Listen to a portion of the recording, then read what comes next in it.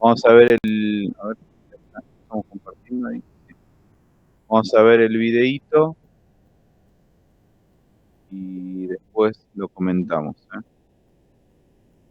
De aportación, cuyo punto... La soldadura fuerte se efectúa con materiales de aportación cuyo punto de fusión está entre 700 y 800 grados centígrados y siempre superior a 450 grados según UNE EN 1057. Las aleaciones más empleadas son las de cobre-fósforo o cobre-plata con un elevado porcentaje de plata. Los 4 primeros pasos, corte, rebabado, recalibrado y limpieza, son similares a los de la soldadura blanda, pero a partir de ahí hay diferencias importantes. En las soldaduras fuertes se usan 3 tipos de decapantes. En polvo, el más común, mezclado con agua hasta formar una pasta que se aplica con un pincel en las zonas de contacto. Con varillas de metal de aportación ya revestidas con decapante que al aplicarlas a la unión calentada hacen que el decapante se fusione penetrando en el intersticio de la unión precediendo al metal de aportación. En polvo en el que se ha sumergido directamente la varilla de metal de aportación previamente calentada.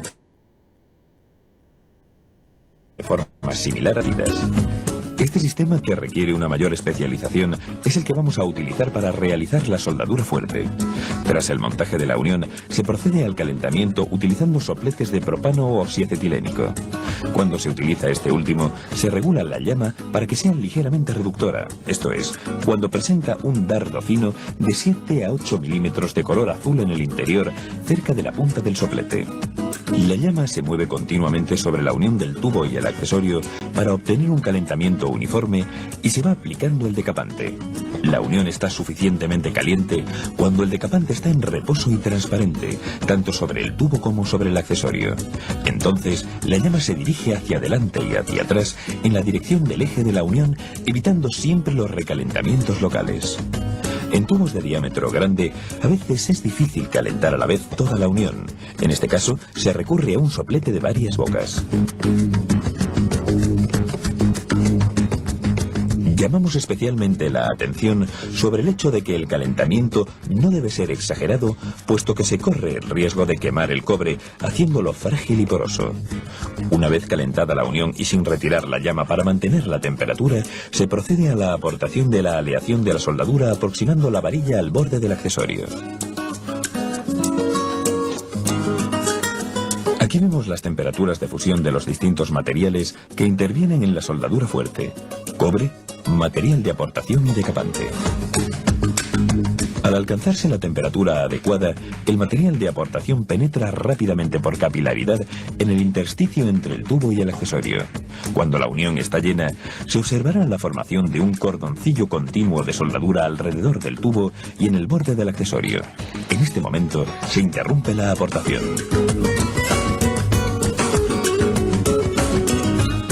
Cuando se efectúan uniones horizontales, es preferible aplicar la aleación de soldadura primero en la parte inferior de la unión, después en los laterales y finalmente en la parte superior, asegurándose de que al final de la operación la aportación de soldadura se haya efectuado en todo el desarrollo de la unión.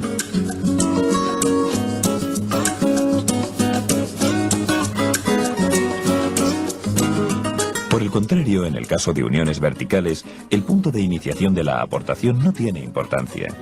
Si la derivación del accesorio está dirigida hacia abajo, es muy importante no recalentar el tubo, porque la aleación de soldadura podría escurrirse fuera del accesorio a lo largo del tubo. Si ocurriera esto, se aleja de la fuente de calor y se deja solidificar la aleación. Después se reanuda la operación. Si la aleación de soldadura en estado fundido no se distribuye regularmente por el intersticio de la unión y forma gotas, significa que las superficies a soldar no están desoxidadas y no dejan que la aleación las moje o que no están suficientemente calientes. Por el contrario, si la aleación no penetra en el intersticio de la unión, pero se escurre sobre la superficie exterior, el hecho se debe a un calentamiento insuficiente del elemento macho de la unión, normalmente el tubo, y o recalentamiento del elemento hembra, generalmente el accesorio. Cuando se haya terminado la soldadura, se pueden enfriar bruscamente las partes soldadas con agua fría, lo que produce la separación de la mayor parte del polvo para soldar vitrificado. Los residuos de decapante pueden ser eliminados con un trapo mojado si es soluble o con un cepillo metálico. Esta operación se realiza cuando la unión ya está fría. Es prácticamente imposible de soldar las piezas así soldadas sin deteriorarlas. Tanto en el proceso de soldadura blanda como en el de soldadura fuerte, si se siguen escrupulosamente los pasos indicados, las uniones que se consiguen son perfectamente estancas. Como prueba, basta con someter a presiones muy superiores a las condiciones normales de trabajo una unión realizada con soldadura blanda, como muestran las imágenes. Esta unión llega a soportar hasta 230 bar, cifra muy por encima de las presiones habituales de trabajo en instalaciones hidrosanitarias. Otra prueba reveladora de la fortaleza de la unión es el ensayo de tracción. La soldadura blanda soporta al menos una fuerza de 11.700 newton. Fíjense lo que genera, ¿no? Este tipo de soldadura. La Terrible. soldadura fuerte se efectúa con material. Ahí está. Entonces, a ver, vamos a continuar. Acá. Pantalla. Y volvemos al PowerPoint, ¿no? Todas más o menos van a terminar hablando de lo mismo, de conceptos similares, ¿no? Y lo que va a ir cambiando, ustedes se van a ir dando cuenta, es que cuál es la fuente de calor que genera la unión, ¿no? La fuente de calor que o funde el material de aportación o funde ambas piezas que queremos unir, ¿no? Entonces, bueno, a ver, vamos a hablar un poquito de la terminología, ¿no? Bueno, en este caso, para el video hablaba de que el material de aportación funde por encima de 450 grados, por lo tanto era soldadura fuerte, ¿no?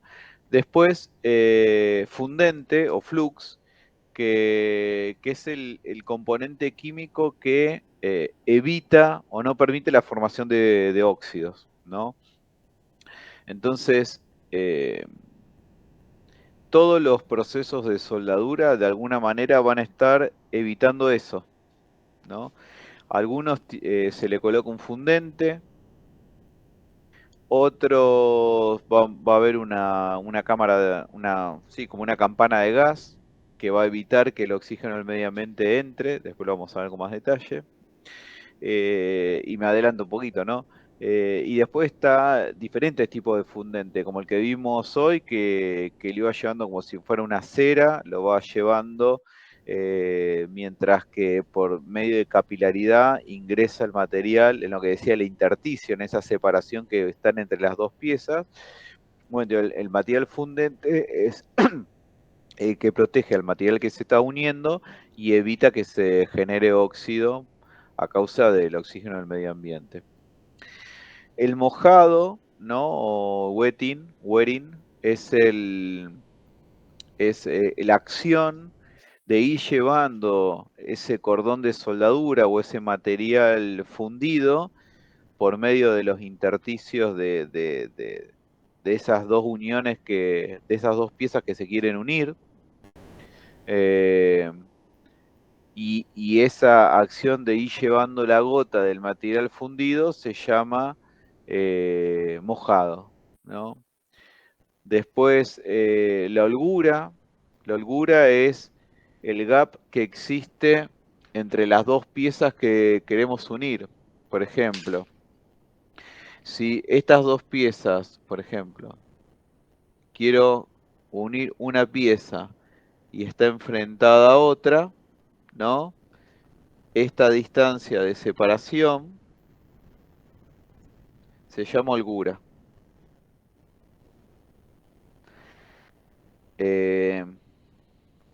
¿Por qué? Porque es necesario que el material de aporte ingrese a esta unión.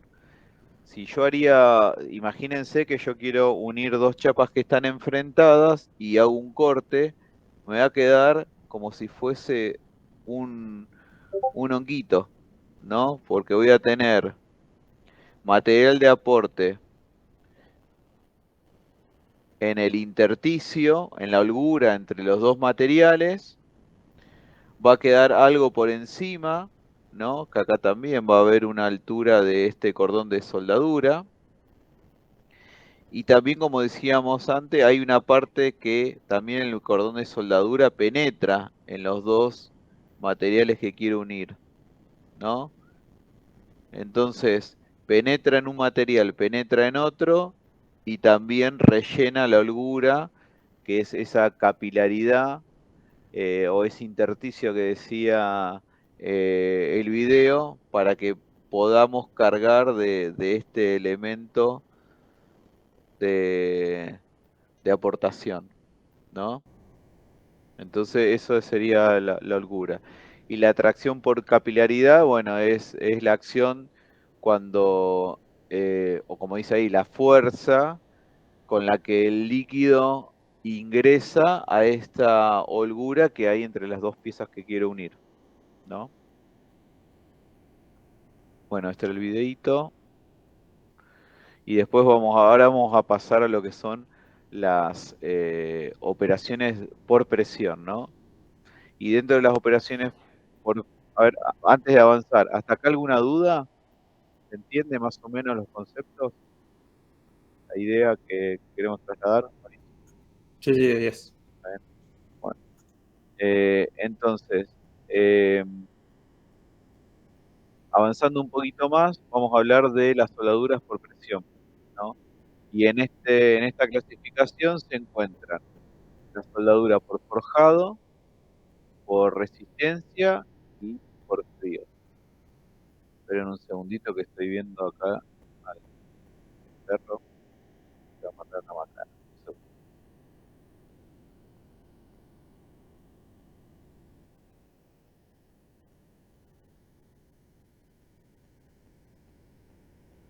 Bueno, avanzamos un poquito. Entonces tenemos soldadura de forjado, soldadura de resistencia, soldadura de frío y por difusión. ¿Eh? Vamos a ir a las, creo que la más importante, entonces la que más campo de aplicación abarca es la de resistencia, las otras las nombramos rápidamente. ¿Eh? Eh, entonces, bueno, la soldadura de forja es una soldadura que data de los años casi la época de Cristo, ¿no? Que obviamente se hacía calentando los dos materiales que se querían unir y a través, ¿no? de impactos y de presión se unían los dos materiales por coalescencia, casi, ¿no? Como que intrínsecamente se unía uno con otro hasta generar una única pieza. Después, con el desarrollo de la tecnología, fueron aplicándole los materiales flux, ¿no? Como veíamos en el ejemplo anterior, para evitar de que se genere óxido en la medida que nosotros íbamos golpeando el material y íbamos uniendo los dos productos que queríamos vincular, ¿no? Eh, Hoy en realidad se utiliza casi en industria pesada, ¿no? Es una mezcla casi de soldadura por forja, como dice ahí. Se utiliza en industria pesada, eh, muy poco grado de utilización tiene, pero es un proceso casi diríamos que artesanal. Si nosotros avanzamos un poco más y vemos cómo son los procesos de soldadura por resistencia, ahí tenemos un campo de aplicación un poco más amplio, ¿no? Entonces podemos tener soldadura por punto, soldadura por costura o soldadura a tope, ¿no? Soldadura, vamos a arrancar por las que conocemos quizás. Soldadura a tope lo vimos en trefilación. ¿Por qué? Porque si dentro de un proceso de trefilación un alambre se corta, el modo de vincular dos extremos de alambre se hacen a través de la soldadura a tope. Si yo quiero vincular, por ejemplo, también dos extremos de alambrón, porque el alambrón, ¿no?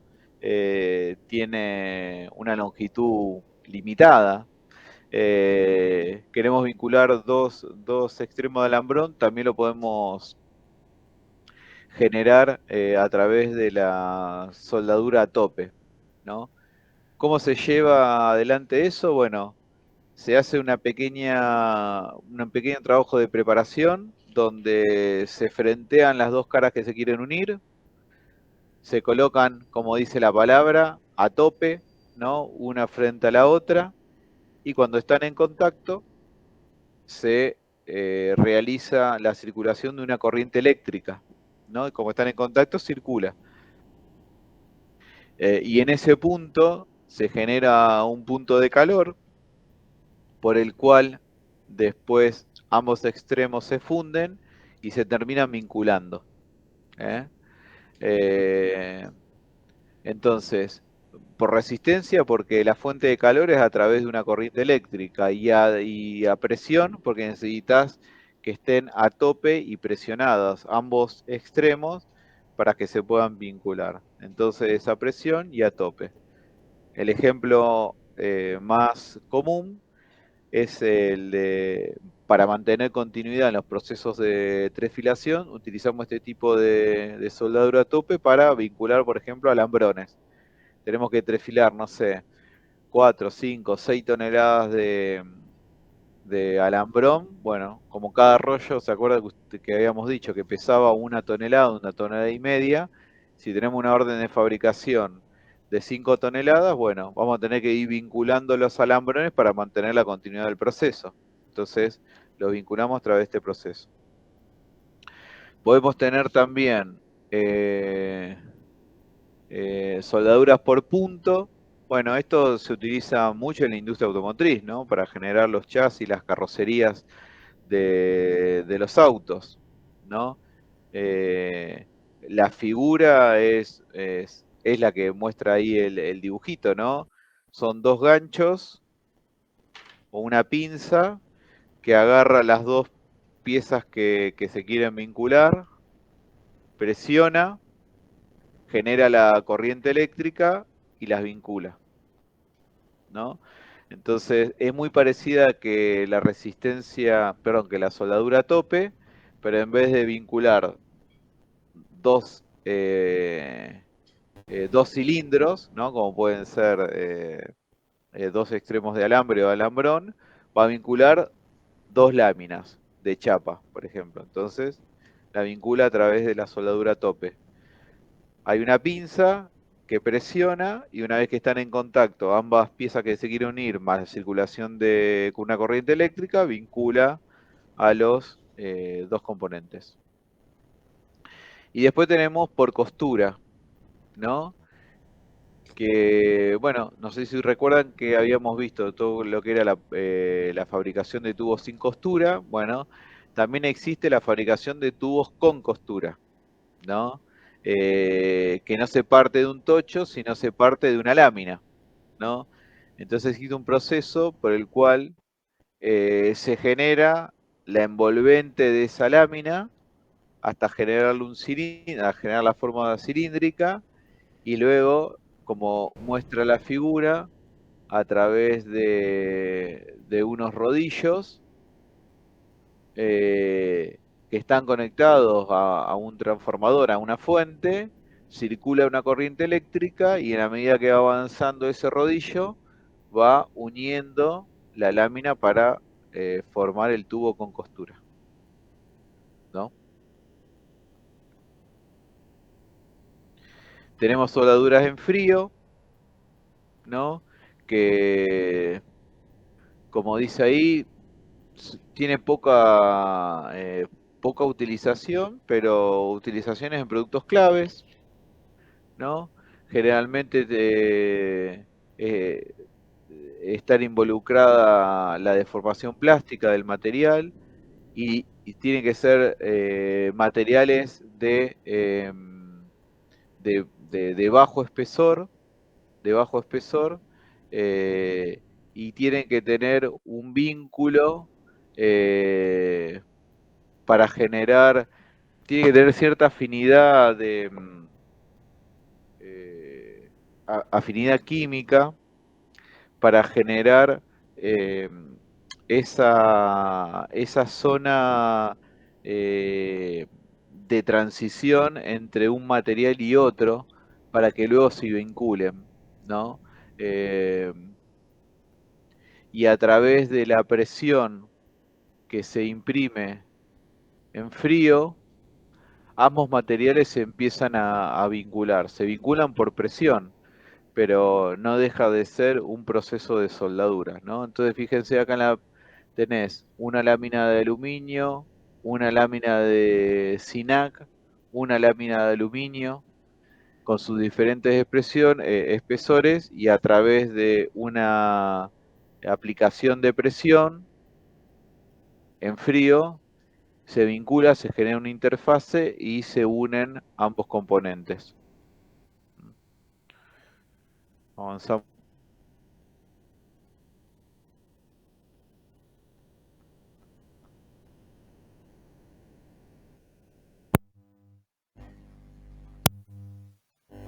Perdón, me había muteado. Profe, A ver. profe, Sí, la otra vez, Dante. una vez será unos días, estaba viendo un video de que querían unir dos piezas de metal. Sí, De presión lo que hacían era, quería meter una pieza más pequeña, redonda, dentro de otra, que era un aro, y lo que hacían era, metían la pieza de metal en un balde con nitrógeno para que se contrayera la pieza y después ah, la insertaban porque como se contrae reduce su volumen. sí. Después la metían dentro de la circunferencia y después dejaban que se enfriara. Esto es eso, ¿no? Para que... No, es diferente, porque ahí no lo estás soldando, era como una forma de... En realidad sería como una unión semipermanente, ¿no? Porque vos ahí no estás soldando, simplemente lo que estabas era enfriando la pieza para que se contraiga, Entonces entendí e mal. insertás la pieza y luego que con la temperatura ambiente vuelve, digamos, se vuelve a dilatar y ya quedan vinculadas. Entonces entendí mal esto. Entonces. Eh, No, acá lo que se hace es como si fuese, se intercalan hojas, láminas de diferentes material para hacer una plancha de un material compuesto, ¿no? Entonces se coloca, por ejemplo, como está en el ejemplo, aluminio, sinac, aluminio, y luego se lo pasa por una serie de rodillos para generar una lámina de esta aleación aluminio-sinac, por ejemplo. ok. Es una aplicación, sinceramente conozco poco yo de este tipo de proceso, de este ejemplo, pero sí la nombro como para que sepan que existe una soldadura en frío que consta de la unión de láminas de bajo espesor para generar un nuevo componente. Qué Y lindo. hasta ahí llego, Como cuando juego porque con la no plástico. tengo tengo cero experiencia en este tipo de ejemplos, eh, pero sí quería compartirla para que sepan que existe un tipo de soldadura que se llama. Esto es como cuando juego con las plastilinas. Ahí. Y es como hacer un hojaldre casi, también. Que vos le vas colocando masa, manteca, masa, manteca, masa, manteca, hasta que después lo pasás por un rodillo, lo comprimís y lo vas girando de un lado al otro hasta lo que lo terminás vinculando. Y los dos componentes se terminan haciendo una masa eh, homogénea, ¿no? En este caso no termina de ser 100% homogénea, sí hay una coalescencia o una interfase entre un material y otro, pero no se hace una unión completa, ¿no? Porque si no estaría formando una aleación. Y acá lo que estás haciendo es soldando láminas de diferentes materiales. La única condición que se tiene que dar es como dice acá, que ambos materiales deberían ser mutuamente solubles para que pueda haber un vínculo entre ellos.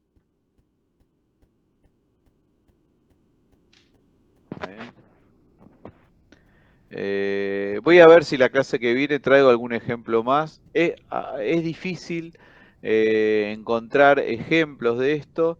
Sí, sé que se usa para lo que es packaging, ¿no? De algunas industrias alimenticias, donde los packaging de aluminio con otro tipo de materiales se pueden formar estos compuestos. ¿Eh? Pero no tengo mucha experiencia, pero sí puedo buscar para ver si encuentro algo más.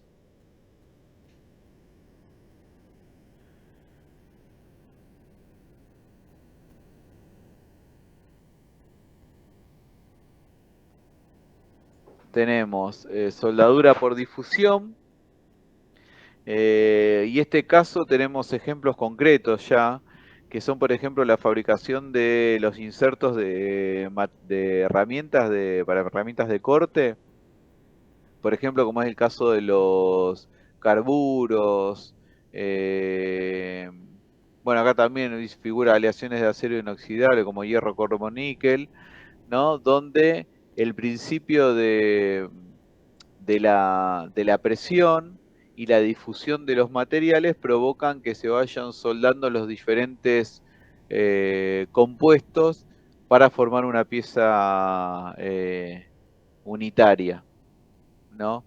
En realidad eh, es una, es una variante de procesos le llaman soldadura, laminación, presión.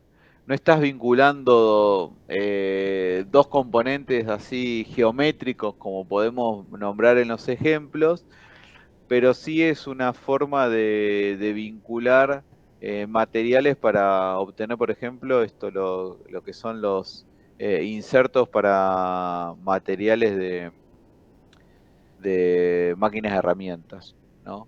Y entonces, bueno, ahí se forma una secuencia de operación desde el punto A hasta el punto D, donde nos va diciendo cómo se va transformando el material en la medida que se le va aplicando calor y presión de manera simultánea.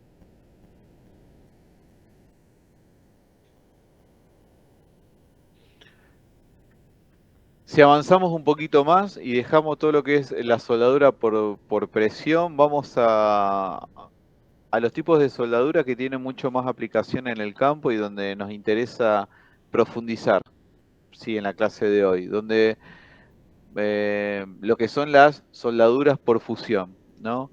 Si son soldaduras por fusión, tenemos que generar una fusión del material y del material de aportación. Y si tenemos que fundir, tenemos que encontrar diferentes fuentes de calor, por lo cual me permita fundir el material y los puedo unir, ¿no? Entonces, dentro de lo que son las características de este proceso, necesitamos que se generen algunas condiciones, ¿no? Que haya coalescencia mutua entre materiales. ¿Qué quiere decir? Que, ¿se acuerdan que habíamos visto el fenómeno de coalescencia en la clase anterior cuando veíamos la formación de las pinturas? Y habíamos dicho que la pintura necesitaba dos componentes, dos características, ¿no? Coalescción y adhesión. Coalescón entre los diferentes componentes que formulan la pintura y adhesión al sustrato. Bueno, la, la coalescencia tiene una similitud, ¿no? Con la cohesión, ¿no? De que los materiales se puedan vincular independientemente de la naturaleza de ellos, ¿no? Entonces, primer condición sería esa. Segunda condición, bueno, energía térmica. Necesitamos energía térmica. ¿De dónde la vamos a extraer? La podemos extraer a través de una reacción química, a través de, de una circulación eléctrica o a través de una combustión de un gas, ¿no? Este tipo de soldaduras generalmente usa material de aportación para vincular las dos piezas, ¿no? Pero en otros casos no utiliza material de aportación, simplemente necesitamos la fuente de calor para vincularlas y en ese caso, bueno, vamos a llamarle soldaduras autógenas, ¿no? Pero principalmente lo que tenemos que buscar es eso, ¿cuál es la fuente de calor que me va a permitir fundir el material para que luego se vincule? Si arrancamos con la soldadura aluminotérmica, eh, lo que necesitamos es esto, digamos, una reacción química que va a generar un compuesto que va a ser el material de aportación, ¿no? Que vincule estos dos componentes y además eh, que genere una reacción exotérmica, o sea que esa reacción exotérmica libere calor para luego fundir esos materiales. Existen muchas aplicaciones en el campo, ¿no? Industrial. Los dos más comunes son, ¿qué pasa si yo quiero vincular riendas? Las riendas son los cables de acero, por ejemplo, para construir una torre de alta tensión, ¿no? Donde tiene esos tensores de cables de acero que se llaman riendas también, y a veces necesitamos vincularlos, a veces con un elemento mecánico y a veces con soldadura, ¿no? Si tenemos que vincularla a través de una soldadura, vamos a utilizar el proceso de aluminotérmica. Y el otro ejemplo también muy conocido por este tipo de soldaduras son las vinculaciones de los rieles del tren, ¿no? Donde necesitas hacer un proceso in situ, no te puedes llevar las vías de un tren, ¿no? A un taller, sino necesitas hacerlo in situ, y este tipo de proceso facilita la aplicación de este proceso, ¿eh? Vamos a ver unos videitos como para que podamos ejemplificar mejor la idea.